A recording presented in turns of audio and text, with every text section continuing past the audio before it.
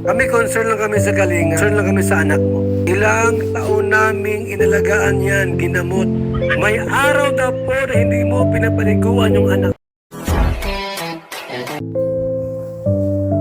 Alright, hello guys, welcome back to my YouTube channel. Muli, this is Gerald's TV at ito, ngayong araw ay meron na naman po tayong panibagong video at ito nga po ay patungkol dito kay Reyna, no, na kung saan ay gaano kaya ito katotoo mga kaibigan, no, na ito nga daw si Reyna ay pinapakain ng kanyang ina, no, ng mga ipinagbabawal, no, sa kanya dahil may sakit nga itong si Reyna mga kaibigan, at siyempre dahil may sakit itong batang ito at gusto itong mapagaling ay dapat meron itong mga kinakain na dapat iwasan. At ito nga sa video ito mga kaibigan ay pinapakain nga daw di umano ni ng kanyang ina ng mga bawal, no, at siyempre ay isa pa, no, mga kaibigan ay bibihira daw itong maligo, no, bibihira daw itong paliguan.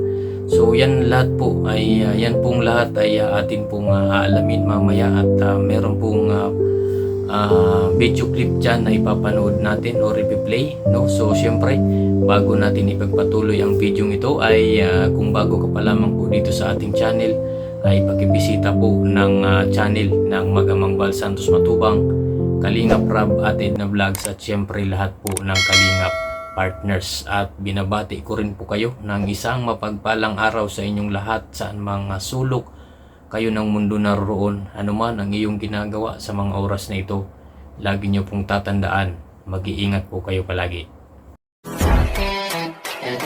Alright, at ito mga kaibigan ay meron po tayong video clips mga kaibigan mula ito sa channel po ni Kuya Val Santos Matubang, no, na kung saan ay sinabi niya nga dito na di umano mga kaibigan ay itong si Reyna ay pinapakain mga kaibigan ng mga ipinagbabawal sa kanya, no.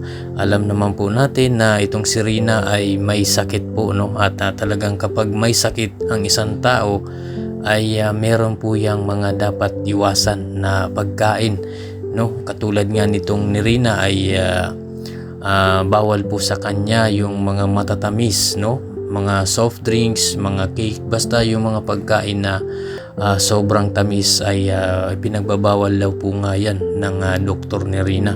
At isa pa mga kaibigan ay itong si Reyna ay mukhang hindi po naalagaan ng maayos, no, parang hindi po naalagaan ng maayos, at hindi nga daw po ito kumbaga bibihira nga daw po itong maligo itong si Reyna.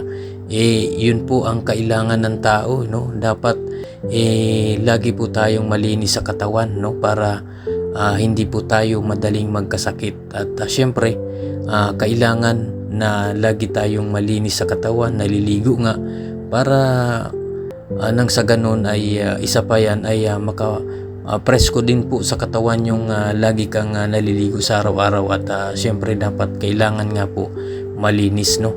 At ito mga kaibigan, panoorin po natin ang isang video clip mula sa channel po ito ni Kuya Val Santos Matubang na kung saan siya po ay naka-live, no, sa video ito. So ito, panoorin po natin ang video ito mula po sa channel ni Kuya Val Santos Matubang.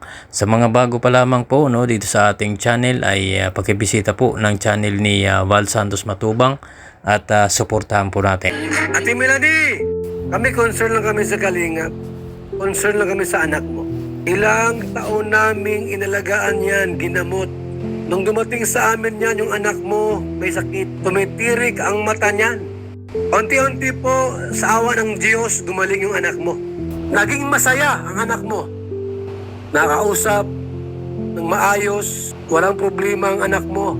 Malinis, gumaganda, maputi. Ba't ngayon? Ano na? Alright, dito nga mga kaibigan sa video na ating napanood ay ipinapaliwanag ni Kuya Val Santos Matubang or ipinapaalala, no, ni Kuya Val dito kay Melanie, no, na nung nasa kalinga pa itong si Reyna ay talaga naman pong itong si Reyna ay alagang-alaga po yan ng Kalingap at talagang napagaling, no? At binigyan talaga ng oras yan si Rina. Binigyan ng panahon para maging maayos at mapabuti at gumaling ang batang ito. Pero ito nga mga kaibigan, no, anong kinuha po ito ng nanay niya ay mukhang hindi po nahigitan yung pag-aalaga dito kay Rina, no, na dapat po ay maalagaan ng gusto ni Ate Melanie ang kanyang anak dahil anak niya naman po yun, dapat mapangalagaan niya po ng gusto at talagang kumbaga hindi niya po pabayaan at kabaliktaran nga po ang nangyari at nakakalungkot dahil ganito na po ang nangyari kay Rina, no. So ito, panoorin po natin at ipagpatuloy po natin ang video clips. May nag-report sa akin, Ate Melanie, hindi mo raw pinapaliguan yung anak mo. Ay, no. May nag-report. May araw daw po na hindi mo pinapaliguan yung anak mo. 4 na araw na daw, yung mukhang totoo. May nagsabi po, kay Ruda, malinis yan. Laging bagong paligo, mabango, malinis. Ba't ngayon, ano nangyari? Mukhang basahan na ng anak mo.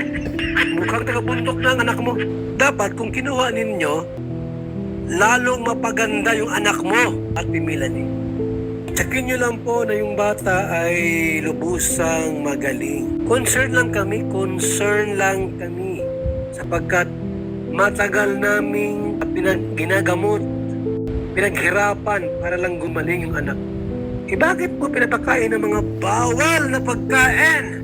Tulad ng cake, ice cream, soft drinks, at ibang pagkain at Alright, so yun nga mga kaibigan, no, na talagang mga kaibigan, kung ito man talaga ay totoo man, no, na ito nga si Rina ay pinapakain nga, no, ng mga pinagbabawal sa kanya, no, na ito nga yung ice cream, basta yung mga matatamis na, yung sobrang matatamis mga kaibigan, ay talaga pong bawal po yan, no? Yan po yung sinabi ng doktor ni Rina nung nasa pangangalaga pa po ito ng Kalingap. Kaya talaga pong nung nasa Kalingap pa po itong si Rina ay ingat na ingat po sila, no? At talagang kumbaga dinidisiplina po si Rina pagdating sa pagkain, no?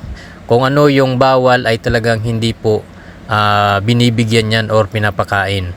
Para sa ganon ay talagang mapabilis ang paggaling ng batang ito. Pero dito nga, no, sa sinabi po ni Kuya Bal, no, na meron nga daw nakapagsabi sa kanya na ito ngang si Rina ay pinapakain ng mga bawal, no, katulad ng ice cream, ng cake at ng iba pang matatamis, no. So hindi po maganda at siguradong kapag laging ganyan, no, ay hindi po or kumbaga matatagalan lalo na gumaling itong si Rina. At isa pa nga, no, so sana ay talagang mapangalagaan ito ni Ate Melanie, si Rina, dahil yun po talaga ang kailangan ni Rina, yung tamang pag-aalaga at pag-aaruga at siyempre yung pagmamahal, no, kasama na dyan yung pagmamahal. At yun nga, sana ay panatilihing malinis, oh, si Rina. Lagi dapat malinis, laging pinapaliguan, no, araw-araw. Lalot na itong si Rina ay nagdadalaga na, no. So kailangan lagi pong malinis ang itsura ni Rina, no, sa kanyang pangangatawan. Dahil importante po 'yan, no, mga kaibigan, para iwas din sa mga sakit, no. Kapag ka malinis ka ay malayo kang magkasakit dahil nga po ikaw ay malinis. At sana, no, Ate Melanie, ay iyong matutukan ng gusto at mapangalagaan, no, ang kalusugan ni Rina. At sana po ay wag niyo pong pabayaan, no. Katulad nga po ng sinabi ni Kuya Val na nung ito po ay nasa kay Ate Roda, sa pangangalaga ni Ate Roda, ay talagang yan po ay nakikita naman natin sa mga vlog na makikita mo na talagang malinis, maganda, no, ang itsura ni Rina at masiyahin, no, masiyahin po ayan si Rina.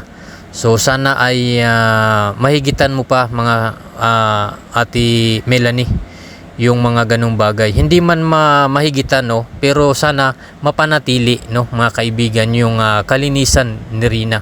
So at syempre dapat masubaybayan nyo po, no, ang kalusugan po ni Rina. Yun po ang pinaka-importante. So yun nga, no, mga kaibigan. So sana po ay kung totoo man to, no, sana ay baguhin ni Ate Melanie yung ganong sistema, no. So yun lamang po mga kaibigan ang ating video sa araw na ito. Sana ay patuloy po nating suportahan ang Team Kalingap, lalong lalo na ang mag-amang Val Santos Matubang, Kalingap Rab at Edna Vlogs, at syempre lahat po ng Kalingap partners. Maraming salamat po sa inyong panonood, at syempre kung bago ka pa lamang po dito sa ating channel ay huwag niyo pong kalimutang mag-like at subscribe, at pakihit na lang po ng notification bell para updated ka sa ating mga bagong i-upload na mga videos. Salamat po at God bless you all.